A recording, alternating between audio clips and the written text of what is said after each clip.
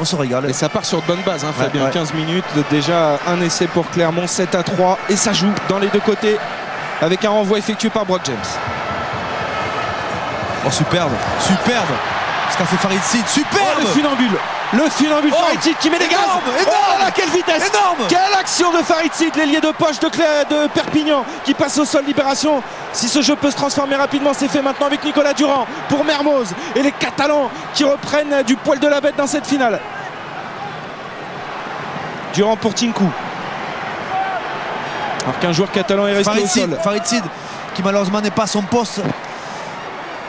Gavigno met passé au sol. Il se tient l'avant-bras, Farid Sid, et pour l'instant, il ne s'est pas remis debout. Ah, il a sur l'épaule. Ça fait mal, et alors que les Catalans ont été pénalisés sur leur propre précision de balle. On va vous expliquer la faute sifflée. D'abord, on va revoir cette superbe relance depuis ses 22 mètres. Farid Sid qui est un ailier qui est remuant, qui a des jambes. Catalan, bien évidemment. Et là c'est sur la chute et sur la libération. Il se fait mal à l'épaule. Ah, il tombe mal, il tombe très mal. Superbe ce qu'il a fait. Demi-tour sur la prise de balle. Il élimine Nalaga, son vis-à-vis. Et là, il grille tous les avants dans le couloir des 5 mètres avant de repiquer au centre. Alors, il nous régale pour le moment. C'est une action de Farid classe. Sid et les Catalans.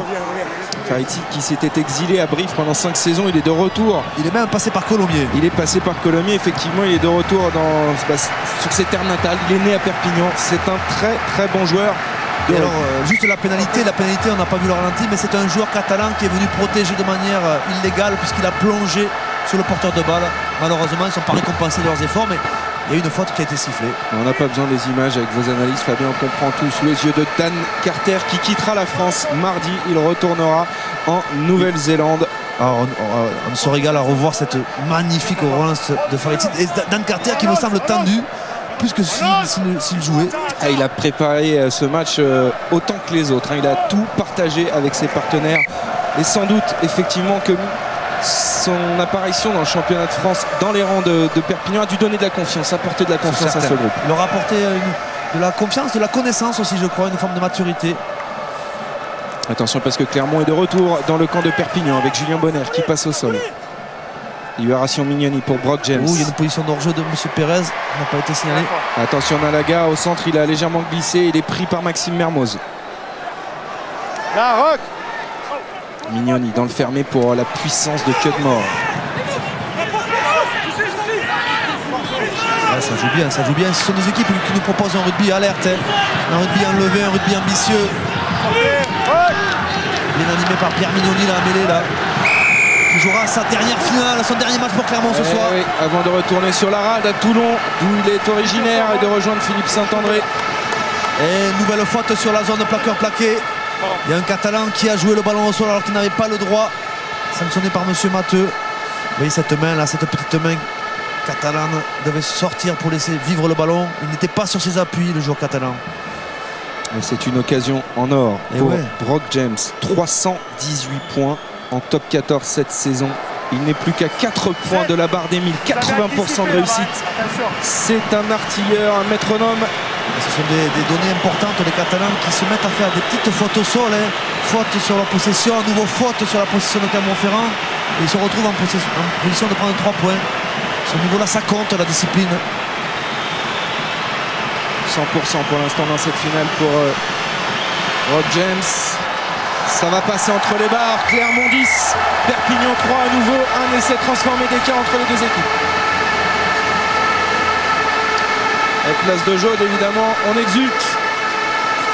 On est plus efficace. La différence pour le moment, je dirais jeu égal sur les ambitions, sur la possession et sur l'efficacité, je dirais un petit plus pour Clermont-Ferrand qui a su transformer les erreurs catalanes. Et les fautes, pourtant Perpignan est l'équipe la plus disciplinée cette saison du championnat, mais les Catalans ont commis quelques fautes pour l'instant dans ce début de match. Il y a bien 10-3 et pas 9-3 comme vous venez de voir sur le synthé. Brock James pour Anthony Floch dans ses 22 mètres, pied gauche, l'angle était ouvert, il va trouver une magnifique touche. Le ballon flottait. Il a bien cru qu'elle ne sortirait pas et finalement il trouve une touche énorme. Ouais. Puisqu'il porte le jeu dans les 40 mètres catalans. Écoutez, on a des arrières virevoltants ce soir. On a vu Anthony Floch, Farid Sid. On a de beaux attaquants. Relances magnifiques. On a de beaux attaquants. On a aussi des équipes qui sont ambitieuses sur le plan du jeu, hein.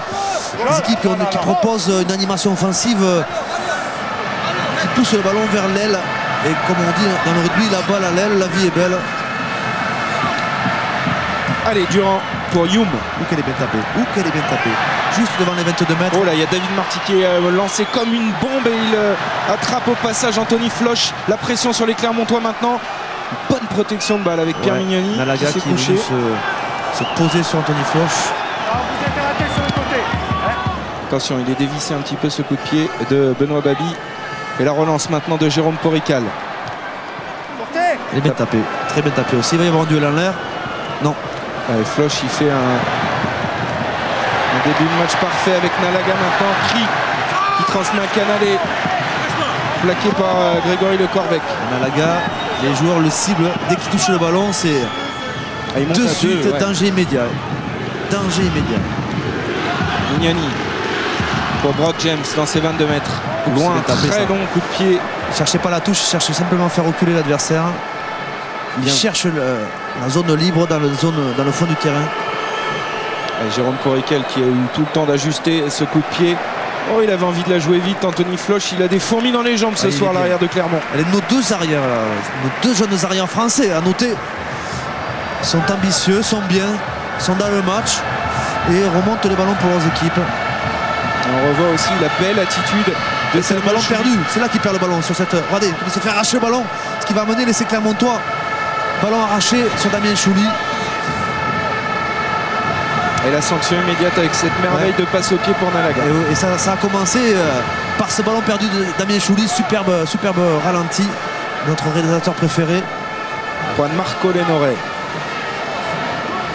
Allez, Super Mario qui a les clés du camion sur ce ballon. Il ne veut pas le transmettre à Pierre Mignoni. Épreuve de force imposée par les Clermontois.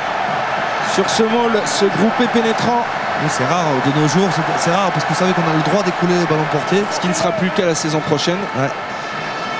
Mignoni par-dessus. Avec son pied gauche, c'est un gaucher. Duel 1 contre 1. Attention, parce que Candelon, il a été pris légèrement en l'air. Ouais, mais Monsieur c'est- Matteux qui laisse l'avantage. Ouais, Benoît Babi intelligemment s'est sorti. Hein. Il a vu qu'il faisait faute, il s'est sorti.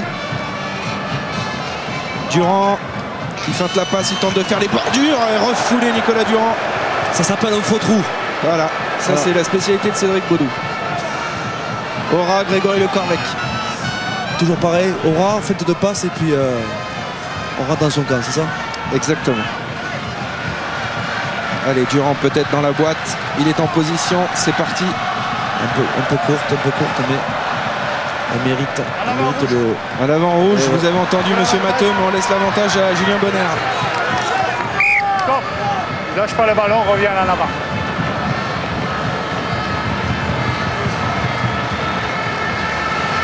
Alors Fabien, je sais que vous aimez jouer, mais vous n'avez pas le droit ce soir pour gagner un chèque de 5 000 €.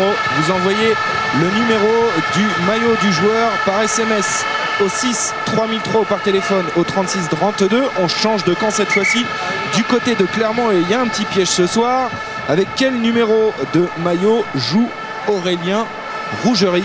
Envoyez votre réponse au 6 3003 ou par téléphone au 36 32. Il y a un petit piège concernant Aurélien Rougerie ce soir sous les yeux de Patrice Lagisquet Allez, qui, messieurs. paraît-il, selon quelques indiscrétions, pourrait faire son retour l'année prochaine au Biarritz Olympique. À quel poste?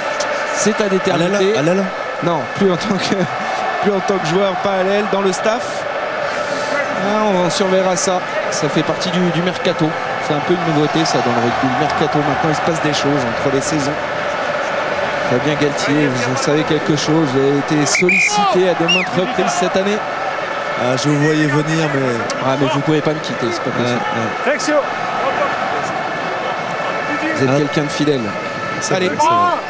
sur la ligne Flexion. médiane, Touché. l'introduction Stop. pour Pierre Mignoni. Ouh, la bonne mêlée côté fermé. Ouais, avec Bonner. Il va falloir vite ressortir le ballon pour inverser le jeu. Il faut tourner le jeu, on déborde de touche, il va falloir tourner le jeu. Comme il n'y a pas de vitesse, ça va être du défi, du combat. Auprès d'abord. Oula, les Desma, il était attendu. Julien Pierre arrive à la rescousse. Le raffut de Julien Pierre, l'ancien berchalien. Le 5. Pénalisé. Il s'est un petit peu isolé, malgré lui, du soutien. C'est le 5, c'est son soutien qui n'est pas resté sur ses appuis. Mauvais réflexe de Thibaut Privat alors qu'il avait gagné son duel sur sa passe intérieure de Desma. Il est allé au sol et puis là, vous allez voir, voilà. On plonge On